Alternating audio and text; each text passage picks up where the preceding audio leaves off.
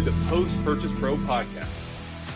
This is the only podcast that dives deep into post-purchase marketing to help Amazon sellers increase sales, ranking, reviews, and profits. It's everything that happens after the initial sale that makes a difference. We call this the back end. Welcome to the Post-Purchase Pro podcast. You're here with me, Dylan, and Amir, filling in for Sean and Seth today. And we're going to be interviewing Hristo today, one of the co-founders of Hyperzon, a boutique full-scale Amazon marketing agency that works with 7- and 8-figure brands from the US, Europe, and Australia. Hey guys. Hey Hristo, how's it going? Yeah, pretty good. Nice to be here on this podcast with you. Awesome. So could you tell us a little bit about your story? Like, why did you create Hyperzon? Oh, that's a great question. Well, basically this started a long time ago. I've been in e-com for, I'd say 7.5, 8 years now. And I didn't start directly with Amazon, but a year after I saw the opportunity, one of my friends was doing it. So we started getting more and more info on it. And at some point, I became proficient in it. We launched a few brands. And at some point, I decided to partner up with a couple of other guys who are also doing the same. And we were like, okay, let's do it for some other folks if it's working out for us as well. We think we can provide a lot of value. And actually, we started by believing that we can help brands from Eastern Europe to go to the US and Europe in general, but this didn't work out very well. Most of them were not really prepared. And at some point, we started going to tons of US events, and basically, this is how it worked out for us. Because me and my partner, we spent some time in the US. We are very close to the culture, to be honest, in the US. So it was super relatable. And it worked out really well for us. And right now they invite us to all sorts of events as speakers in the e-com world. Not only Amazon events, but all sorts of like affiliate e-com events, etc. It's awesome. It's awesome. So going on to all these events, do you see any consistent things that a lot of sellers tend to be getting wrong going about, whether it's launching products or how they do their PPC or, a lot of the, like, is there anything that you're noticing that a lot of people often do get wrong? Yeah, that's a great question. I think the thing that many people do wrong is underestimating stuff. And they're like, what I see very often is people like, we're going to do PPC and this is the only thing we're going to do and this is going to work out for us and just focus on PPC, PPC, PPC. And everybody is like, no matter if they are Amazon sellers or they come from the D2C space, they believe that PPC is going to solve all of their problems. And they couldn't be more wrong. I mean, if everything else is not polished and perfect, your PPC is not going to perform. What I'm trying to say is that you need to think and really put yourself into the shoes of your customers and start thinking, okay, what do these guys want to find on my listing? What are they looking for? What solution they're looking for? And you start thinking and you just need to provide it for them through your images, through your text. And in general, you really need to provide a great experience. And when all of that is well done, you can concentrate on PPC because this is when PPC is actually going to perform. But before that, if you have a, shitty image, like main image, or in general, things don't look very consistent, you cannot expect your listing or brand to perform on Amazon. I'd say this is the biggest mistake that I see. People are like, oh, my ACOS is so high, or yeah, of course. I mean, because your listing and product and brand, they don't look good. I mean, it's 2023, you need to be up to date, and right now the competition is severe. I mean, everybody knows what they're doing, so you need to stand out. And if you're doing a mediocre job, it's definitely not going to work out for you. Yeah, no, I can definitely agree with that. I've seen quite a few times where people want to add in email marketing to their company, or they hire a PPC agency, but they haven't even finished fully developing out their brand yet and like giving their Exactly. brand a good feel. A brand's not just, a sticker that you slap onto the side of a product and we're good to go. Exactly. I can actually give a recent example of how we helped one of our clients. So they were stuck basically doing around 20K a month. And they're like, oh, what do we do? They're actually very high priced. The products in their niche are around 180 bucks. And we analyzed the niche first and all the reviews. You really need to think whenever you try to improve your products. So we read all of the reviews, and all of the reviews, the bad reviews, are pinpointing the same exact thing. So this product comes like most sellers provide an app for this product, but the apps were so cheaply done and crude that nobody was happy with it. So all of the bad reviews were about the application that comes with the product. So we were like, okay, how about we don't have an app, but you guys go and negotiate with your manufacturer lower prices because you don't actually provide the app. Because the app was Chinese made, actually, which was the Mhm. worst part of it. And they're kind of providing it as a perk and they're charging on top because of the app, but the app was really bad. So, so what happened is the manufacturer lowered the price of the product, and we were able to position ourselves at around 170 bucks, lower than anyone else. Based on the feedback that we gathered, we also put a bonus product, and it was visible on our listing, which was very important. Also, we made new manuals that were easier to understand because people had issues with the manuals for these products as well. And we rebranded as well this product for them because, like I said, this is very important in 2023 to look good. And yeah, this worked very well. Like in just 3 months, they were able to get from just 20K a month for that product to 150K a month just from these changes. So what I'm trying to say, sometimes less is more in a sense. If the more that you provide is not perfect and working well, you'd rather, get rid of it, in my Mhm. experience. Yeah, Yeah. that's awesome. So you got rid of the app and then you added in other bonuses to make yourself stand out more, instead of just having this crude app that nobody even liked in the first place because of how it was built. You added in these other bonuses, and that's really what made you guys stand out from the Yep. competition. It's awesome. Exactly. Yeah. Yeah, you really need to think at the end of the day because everybody's just adding stuff, adding stuff, adding stuff. Sometimes you just need to think. Maybe people don't like some of the perks that you're giving them. Just just get rid of them. Yeah, no, that definitely makes sense. And speaking of clients, what's an ideal client for your agency? Yeah, that's a good question. Actually, we're very specialized in working with D2C brands who are like crushing it on their own website. And maybe they don't have an Amazon presence, or they have an Amazon presence, but they're not doing a great job. Maybe they're doing 10 to 20% of what they're doing on their website. So what we do is we come and we, in 10 to 12 months working together, we match their website sales. This is basically what we do. And I'd say that we achieve it in around 90% of the time. And worst case scenario, we get it to 60% of what they're doing on their website. So the only niches and categories we don't work with is CBD and drug-related products, as well as clothing and apparel in general. Everything else is good to go. And if it's not something extremely bulky, because bulky products are really hard to get around. Yeah, I could understand that with the shipping. So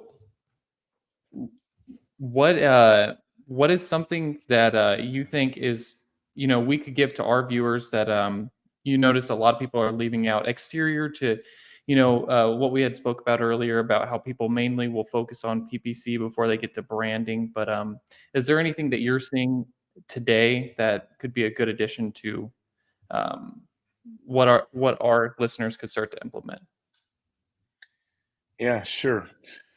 So what I'll say is like every case is really different. I wouldn't put all the brands under the same umbrella. I really would advise the listeners to really and actually see the feedback that their customers are providing. Again, this is extremely crucial because then they're going to notice what they're missing. Also, they can take good practices from what all the sellers are doing. I mean, this sounds very basic, but honestly, people are not doing it. They would go, they order a design in Fiverr or whatever, and they're like, "Oh, these images are perfect. These texts are." I mean, and they don't even take the time to compare to all the best performing competitors. I mean, you can take so much from what the others are doing and get rid of the things that are not working for them, take the feedback in, read all the reviews of your competitors, your reviews, etc., in order to come up with some custom solutions. Because I wouldn't put my finger on this thing is working for everyone or this thing is not working for everyone. Honestly, I mean, you just need to think. Because another example I can Yeah. give is for larger brands. What happened last year in Q4? We had a brand which was so popular that the branded keyword we were paying, our bid was, I'd say, 47 cents per click on our own branded keyword. We were like, this doesn't make any sense. So we actually stopped ranking for our keyword and we started showing up under the competitor's listing, and this saved us so much money because what happened is all the other guys, they were like copycats, and these copycats, I mean, if somebody wants to buy a cheap knockoff, they can go ahead and buy it, but if somebody comes for the premium, they're gonna end up buying it anyway. So what happened is this guy, they spend all their budget ranking on our main branded keyword, and when people were arriving on their listing, they would just see our listing promoting on their listing, and they're gonna click and end up buying our products if they are all about quality. But if they want a cheap knockoff, they can always buy the other product. This really saved us a lot of money in Q4. Again, what I'm trying to say with this example is there is not a one size fits all solution, and I would approach everything, well, like differently. Yeah, so Makes you essentially were piggybacking off the competition then. Yep, in big time. So Actually, this we managed. People can do some how to say, some strategies that people don't think about. What I can say is you can try to rank your Amazon listing on Google with SEO. I don't know if many people have tried that, but because Amazon's like website score is so high, it's much easier to rank an Amazon listing on Google compared to ranking your own website. And especially if you have a lot of reviews, it's a very good tactic because as soon as you rank your listing on Google and people search for whatever keyword and they end up in the top 3 results, they find your listing, they're going to click, they're going to see you have a lot of reviews, and they're going to end up buying your product. So this is something that I've seen very few sellers do, actually. yeah, exactly. I mean, you're ranking in a way less crowded space. And also most people nowadays, if they're not searching on Amazon already, then they're going to Google. So Yep. SEO optimization or search engine optimization, literally just on Google, helps a ton. So it's not always about ranking on Amazon, but also on Exactly. outside sources as well. Plus, that outside traffic being driven to Amazon definitely helps your ranking just in general on Amazon's platform. Yes, but just want to differentiate here. If it's from SEO, yes, it's perfect. But if you drive traffic directly to your Amazon listing, that is not great because it's ruining your ratio, actually. I mean, if you just send people cold audience from ads, it's not a great tactic. But SEO wise, it's perfect because people are they're ready to buy. So Mm-hmm. whenever they search you on Google, they're gonna end up buying your product if they like what they see. So yeah, absolutely. I see. I see. So, while we're on the actual topic of getting customer purchases and kind of piggybacking off the competition and how to kind of navigate a crowded marketplace, let's say you finally do get that sale, right? How would you, or what kind of strategies would you suggest to Amazon sellers to help retain customers after they've gotten that first purchase? And that's a great question. I think it's a lot of what you guys do. Actually, uh, it's a bit gray, of course, but we do some QR codes and just positioning them very well so that people are actually happy with the whole experience. So they would go to a web page and we're going to collect their emails. And afterwards, again, it's all about catering to your audience. Just give them what they want to see. Give them discounts for all the occasions throughout the year. Just make them feel special, and yeah, have an open communication with them. I'd say this is very important because again, a big mistake people do is they are going to create, let's say, an initial email flow or chat flow of, let's say, 5 messages, but then afterwards their audience is not going to hear from them for 3 months. I mean, this is not great. Imagine keeping a connection with a friend or somebody you just met, and you're like super excited in the first week, and afterwards you completely stop communicating with them, and then you try to touch base in a few months. I mean, it's it's not going to work out. You need to keep this communication going, and you need to provide nice content with it, not just spam them. So really, what you guys are doing in general, and strategies like that work very well. Just treat your audience like you'd like to be treated if you buy a product. Yeah, absolutely. That does tend to be kind of a thing that we see pretty often actually on this side of things is if anyone does come join the program or the service with a list of their own, the most often thing or the thing that I hear the most often is actually, yeah, we have a list, and we're collecting emails, but we don't really know what to do with them. We sent them like 2 emails after they signed up, and then we just like, well, what now? And that is definitely a super important part of it, is just keeping that communication. Even if you're not sending them a ton of sales all the time, just have some sort of open line of communication, whether that be for customer service help, just so that they feel like they're taken care of, or if that whether that be through that or value emails, providing them with Exactly. just content. And content doesn't always have to be something that's expensive to you as the seller. It can pretty much just be anything that you think your customer base or your demographic would be interested in. Absolutely, and also informational emails are also great. I mean, if I've bought a toy for my dog, I would I would love to hear 10 best leashes you can buy in 2023, or content like that. Just something interesting to read, and then you can cross promote another product that you have, or cross promote another brand that you work with, whatever. Just give them a cool piece of information sometimes without selling them something directly. Yeah, yeah, absolutely. Um, okay, so Dylan, do you have anything? What else? What Yeah. else do you have on the agenda here? So two questions that we always like to ask, and I'll go into the first one now. On every single podcast, we like to ask, what is your favorite business book of all time? That's definitely gonna be If you Principles have by. one, that is. Yeah, I have Principles by Ray Dalio. I mean, it's a classic that you can reread it all the time. Like it's a book that you can put on the shelf right next to you and just read a few pages of it, and it's so much value in that book. It's crazy. I don't know if you've read it, guys, but I've read seriously probably 1,000 business books, and this one stands out, in my opinion. No, I have read part of that one. I do really like it.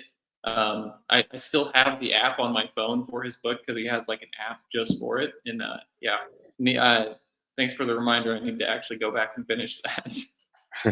Make sure to download the summary. There's also like a 28 page summary, because after you read it afterwards, it's very easy to just go back to the summary and see, oh, yes, this and that, and just pops in your head.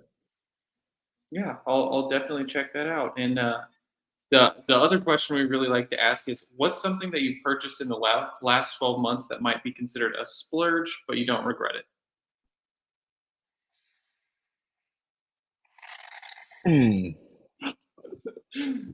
A baby camera.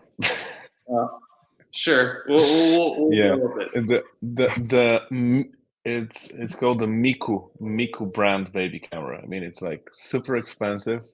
And the beginning they were not charging a subscription, and then all of a sudden they got acquired, and they were like, "Oh, we're gonna charge even for the most basic features now." Amazing! Oh This is my. the most expensive camera on the market, but we're gonna charge you a subscription to use it. And you're like, "Oh, thank you guys."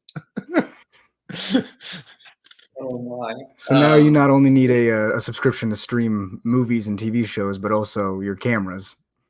Yeah, to just be able to see if my baby is asleep. Oh my, that's insane. So is there anything that, like, how can our audience get in touch with you, or did you have an offer for anybody today or anything like that? Sure, yeah, for everyone that's listening to this podcast, if you go to our page and say that you come from this podcast, we're going to give you a 20% discount for all of our services and a free audit on your Amazon account. That's awesome. And they can find us through our website, hyperzone.io. And I guess you're going to provide some more info in the notes. Yeah. And what if there's one thing that you think that the listeners should take away just from the call that we've done today, what would you single that down to? Really care about your customers and what you're selling. I mean, I'm seriously saying that most people do it for the buck, and they don't really delve deeper into what they're selling or what their customers actually like. They're like, "Oh, this is the next product, and you're gonna make it work." But honestly, if you sit down and really care, I'm sure it's gonna make you 10x what you're doing right now. I love it. Absolutely. I think we can take it away on that one. That was perfect.